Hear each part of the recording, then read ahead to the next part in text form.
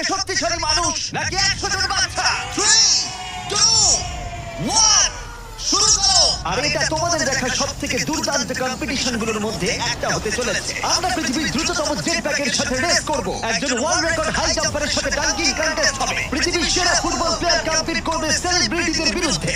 যার শুরুটা হচ্ছে পৃথিবীর দ্রুততম মহিলা ভার্সেস 100 জন পুরুষের সাথে রেস দিয়ে।